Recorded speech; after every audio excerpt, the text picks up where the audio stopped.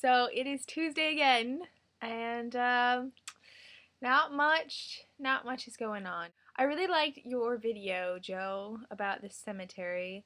I think that's a really cool thing. There were so many crosses, and that's just kind of crazy. I feel bad that they couldn't be buried over here because they are American. Um, so I doubt that very many people go visit them, but I'm glad you did, and I think cemeteries, I always feel really bad in cemeteries, just because of the fact that, like, once you're dead, people don't really. Eventually, people are like people that you know that would have come to visit your grave or whatever. They probably don't anymore, and they'll all die as well. And then you'll just be like a gravestone in a cemetery. And there are so many. There's so many, and nobody's ever gonna think about you again. And it's just kind of depressing.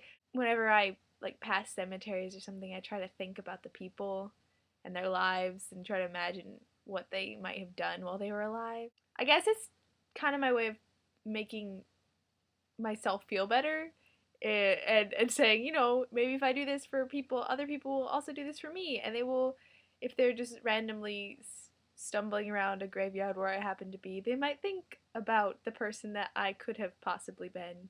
And I guess that's better than being completely ignored altogether for the rest of eternity. When I was in elementary school, I went to Girl Scout camp every summer, and it's something that profoundly shaped my life because I went every summer.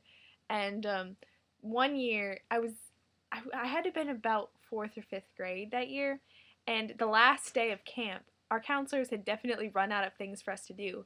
So we walked 2 miles down the road to a really old cemetery and took like gravestone rubbings, like with crayons and paper, to try to get like rub the designs and things, because all the gravestones were basically falling apart, and ended up looking really cool. But there were dates on the gravestones from like 100 years ago, and it was just kind of crazy. And it was also kind of creepy at the same time because like a lot of them were completely falling apart, and you couldn't even read the names anymore. And I was in a bad mood that day because it was really hot. It was like 90 degrees, and we were out in this cemetery, and I'm like, this is not what Girl Scouts should be doing. But it was interesting. It was an interesting thing that happened. Moving on from the topic of cemeteries, nothing has happened to me in the last week.